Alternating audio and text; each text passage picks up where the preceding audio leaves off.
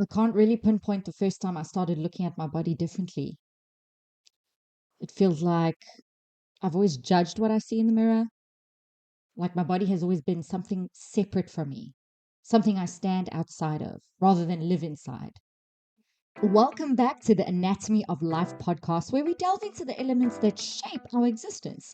This is your audio guide to the building blocks of your life: relationships, purpose, your mind, body, and everything in between, because at the core of it all is health, the foundation that shapes how we live, grow, and thrive. My earliest memory must have been around 6 years old, maybe seven. When I was at primary school, I was really skinny. And one day, this boy made a joke about my body that most of the kids latched onto and made fun of me straight to my face. And yes, kids can be cruel and they don't know what they say most of the time or the impact that that has. But looking back, until that moment, I hadn't even known there was a right way to look. I didn't realize there was a standard I was meant to measure up to. That joke carved the first crack in the way I saw myself. That moment changed everything. And then around 12, I was at the doctor for something. I can't quite remember what exactly for, but I remember the doctor explicitly telling my parents that I was anorexic. My mom later confirmed that the doctor had said he wouldn't actually investigate anything further, can you believe it, with my case, because I was being naughty and I wasn't eating. I mean, I didn't even realize this guy had information on my eating habits. I'd never seen him around my dinner table before, yet he was so adamant that I wasn't eating. I was 12. I didn't even understand or was exposed to the notion or the concept of anorexia. I didn't know what the word meant, let alone even hear the word, but that doctor did all of that on his own. He introduced me to what anorexia was. Side note, I am not anorexic. I never was. But at the age of 12, I looked it up. I asked around because, yes, I was smart enough to do that. And I pleaded with my parents that I wasn't. I even had evidence. I had evidence that I wasn't anorexic because I was always eating sweets. But still, every morning before school, my father would sit and stare me down and make me eat my oats until every last drop was finished. He would police my breakfasts. It didn't last long, but it lasted long enough to imprint on me. And in hindsight, it feels like yet another story for me to distrust not only doctors, but my father's intuition to know me, his daughter. And to understand I was a very active child on the sports field who was just about to hit puberty and I hadn't fully developed yet. But I had to face that that's all he knew. And I guess he was trying to do what was best for me. My mother tried comforting me, telling me that she knew I was an anorexic. And all these years later, when I told my mom on how I couldn't quite remember when my first memory of distrust with doctors began, she quickly brought this very memory to my attention. And all the memories flooded back because I actually remember lying on the doctor's table and hearing the adults talk about my eating habits. And in those days, in the neighborhood I lived in, the doctor's office was out of a house. So it was a house that was turned into a clinic. If you can imagine a house, I wish I could paint you a picture, where the kitchen was, it was the receptionist and all her filing cabinets. That's where she used to sit. And in the main bedroom, that was the actual doctor's office. And because it was a three-bedroom house, the other two rooms were examination rooms. The lounge became the waiting area for the patients, and the street was the parking lot. So my memory was definitely there, and I can vividly see the house and where we used to park. Memories are interesting, aren't they? And as we all know, our teens are where we develop physically, preparing us for adulthood.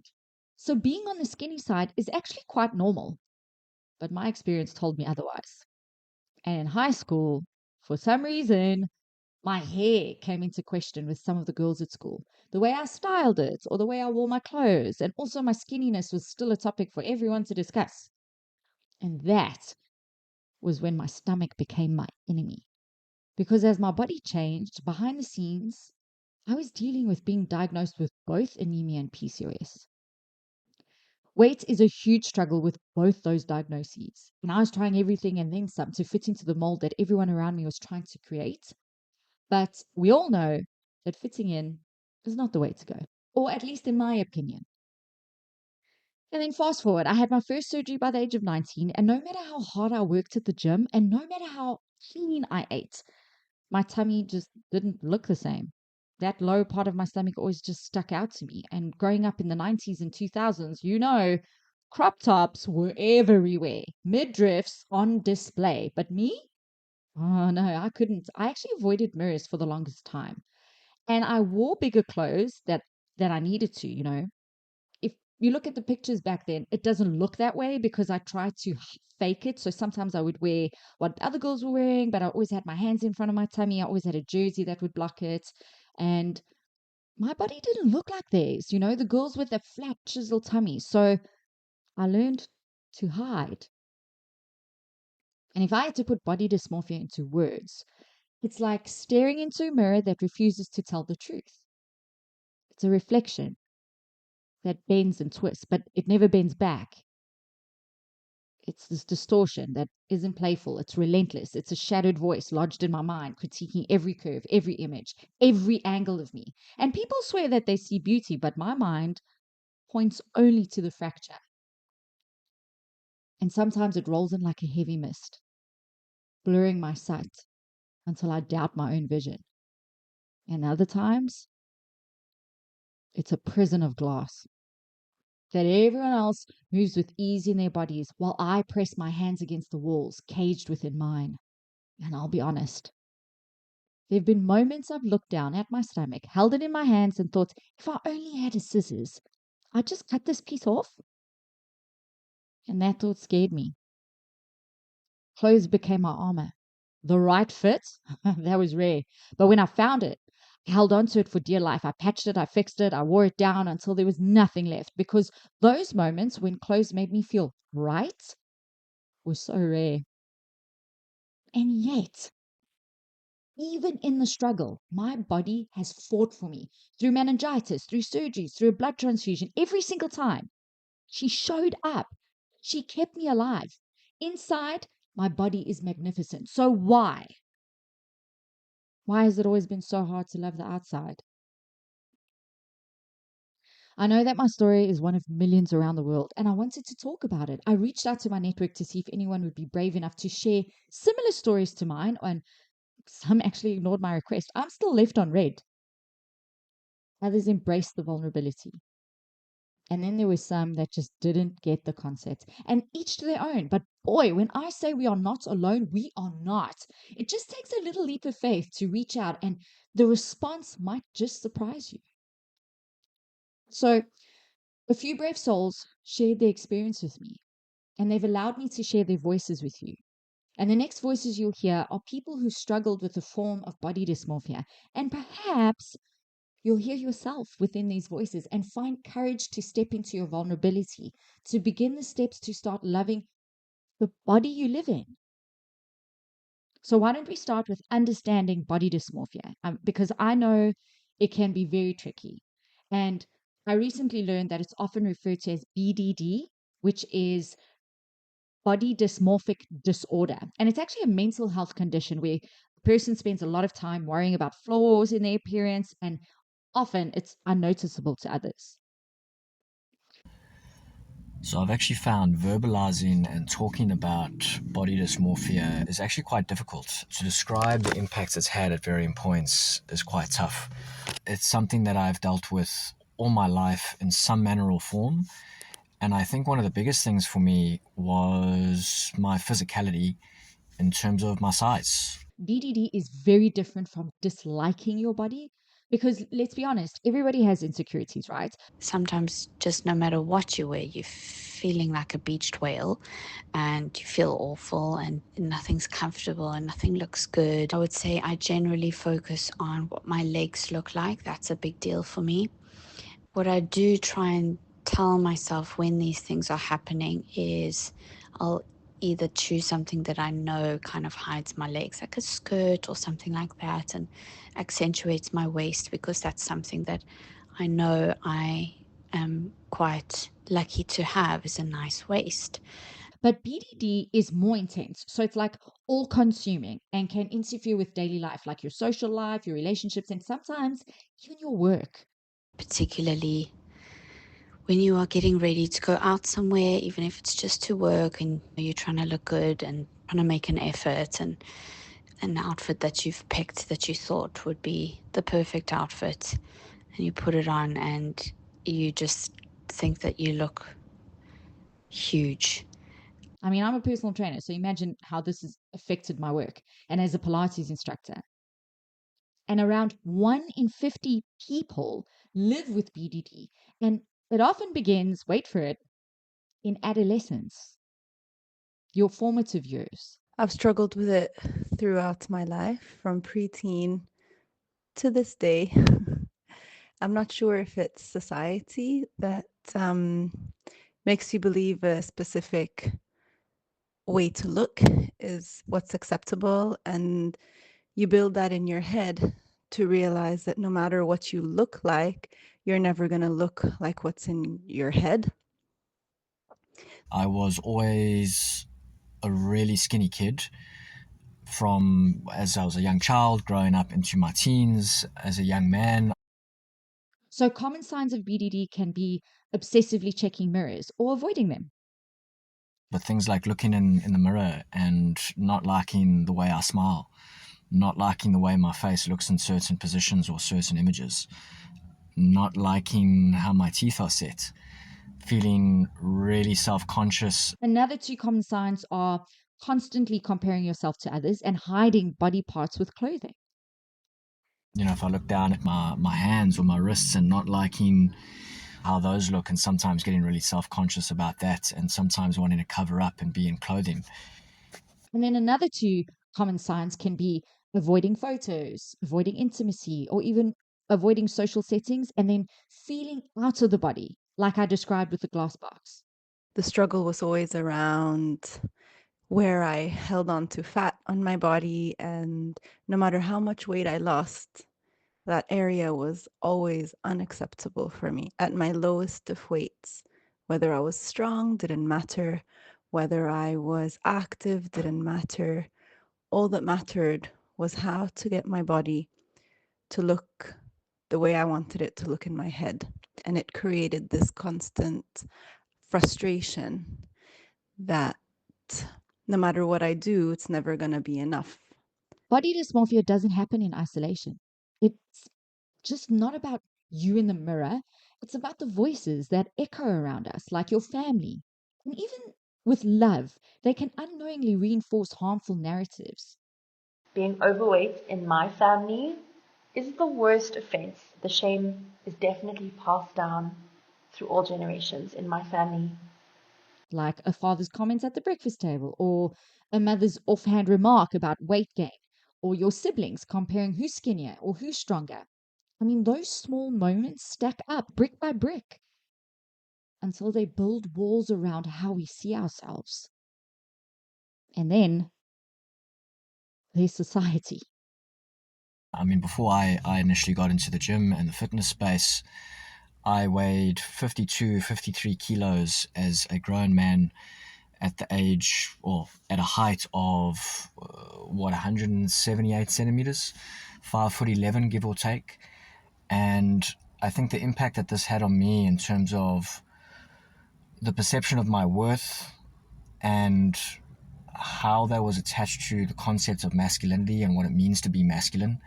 I think especially for the stereotypical role that men play in society, or at least the perception that some men have of what that is, as being the protector and being physically capable, and attaching a form of your worth to your physicality, is, you know, when you when you're looking around and you're kind of typically the skinniest or the smallest in the room, and you're being reminded of that constantly, that can have a pretty big impact psychologically on someone. The media's polished images, TikTok body trends, fitness industries profiting off insecurity, the fashion world glorifying one silhouette while mocking another.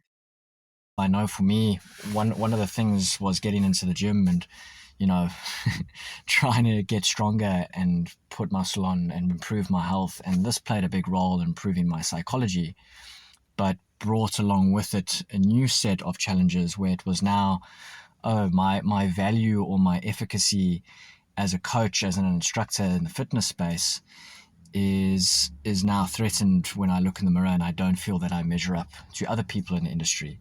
And this is a well-known thing, I think, within the fitness space that others that are potentially in it can relate to, is how much value and how much we use our physicality and our bodies as marketing tools to secure business or to establish trust. And if you don't have it, the challenges that this can potentially present, especially if you actually do have a lot of knowledge to give and you actually are really able to help people through a process. If you're not looking like what people expect you to look like, or you're not looking like the genetic elites, this can play havoc. And it teaches us early your worth is conditional depending on how you look. We breathe that in before we even realize it. But here's the truth. Body dysmorphia doesn't just belong to the person experiencing it. It's shaped and sometimes fueled by the systems that we live in.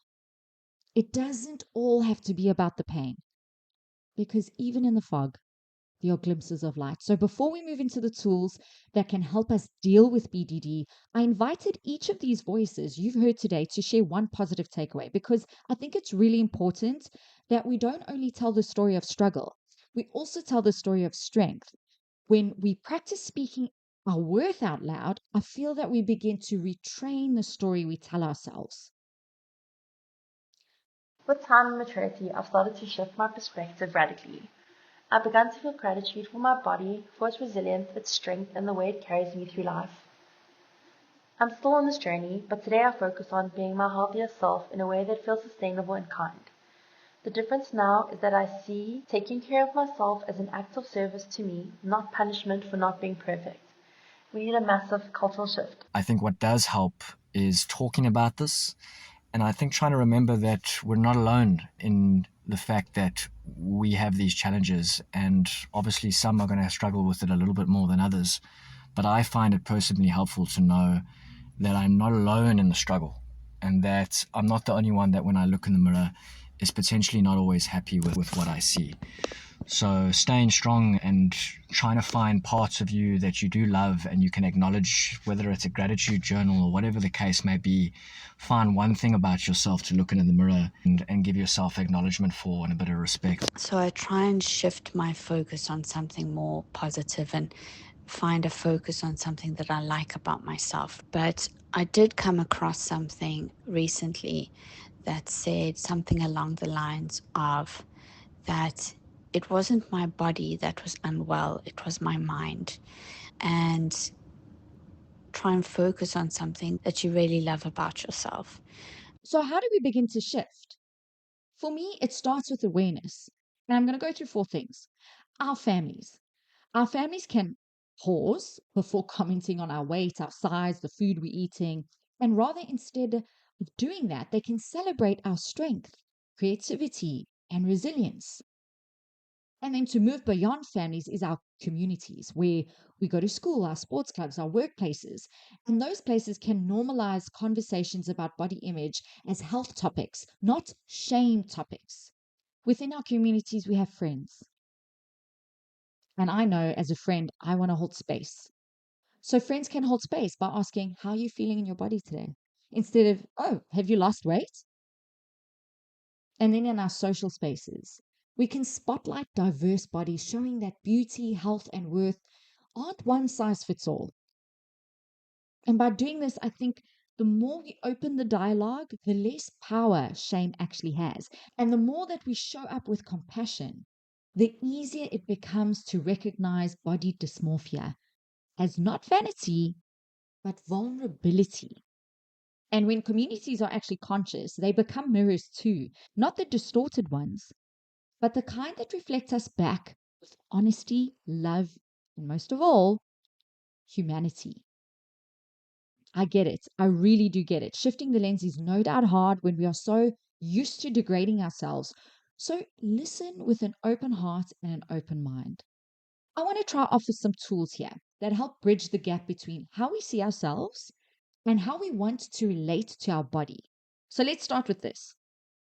If you had a cruel narrator in your head, think about that cruel narrator. Now personify them. If the cruel narrator in your head was an actual person standing in front of you, criticizing you cruelly, would you take their advice? Probably not. So when that voice speaks, I want you to name it and call it out and remind yourself that this is not you. It's the silly little critic trying to win over your true voice. So the tool is give the inner critic a silly name to weaken its power. Mine is silly little critic. And then 2 is to anchor into your body's function, not its form. So I want you, instead of asking, how do I look? Ask yourself, what did my body just do for me today? Your heart never skips a beat. Your lungs never skip a breath. You can put one foot in front of the other. And then journaling. So some of us might not be journaling. You can do this each night. You can either write it down or you can name it out loud. If it's too overwhelming, start with 3 things that your body did well. I mean, it may sound silly, but start with my body digested food, or it carried my groceries, or it hugged someone, or it kept breathing. And then clothing. Clothing as empowerment. Now, I shared that clothing can feel like armor. It definitely was for me, but I'm currently trying to reframe it. So instead of hiding, I use clothes as a form of self-expression. And I want you to try find one outfit that feels really good. Practice wearing it with intention. Even if it's just at home, practice wearing it. Feel good. Why not? And then lastly, I want you to go for body neutrality practices. So I know definitely, I totally understand this, where loving your body might feel really out of reach. So instead, I want you to aim for neutrality. So say things like, I don't have to love my stomach today, but I can really respect that it digested my food for me. And I can appreciate it for working hard. Now, we need regulation tools. And I often talk about and coach with somatic skills. And they've become part of my daily routine, and especially in my classes that I teach. And I want you to give an embodied practice to interpret spirals of dysmorphia.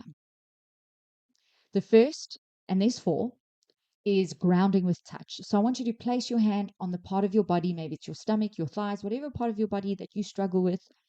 And I want you to say, this is my body. He, she, me, or however you refer to yourself, she is mine. She is here. She is strong. And she is my greatest home. The second is the mirror pause. I'm going to be honest, I struggled with the mirror pause.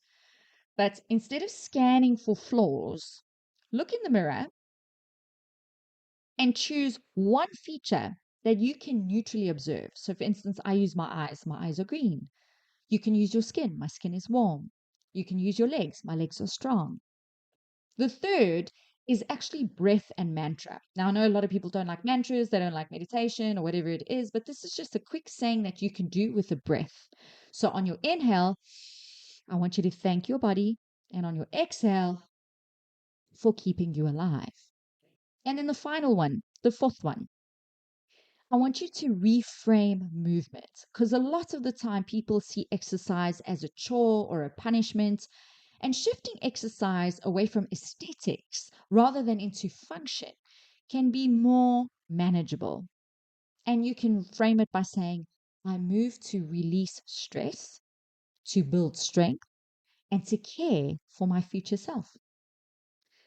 Body dysmorphia is not about vanity. It's really more about perception. And let's be honest, perception can lie. And your body is not an enemy, it's your home. So healing will take time. Gratitude, neutrality, and compassion, these are all the steps on the bridge. So if you feel trapped in dysmorphia, and as cliche as it sounds, you really are not alone. And you can reach out to me on Instagram. We can talk about it. I can offer you support. And if that's not enough, I want you to really seek out professional support, therapy, CBT, somatic therapy. All of these can help. There are glimpses though. Like my husband, he loves my legs. He calls them my pins. And because he sees them as beautiful, I've started to believe him. So I wear shorts with heels, and in those moments I remember that my body can be loved. I still want strength.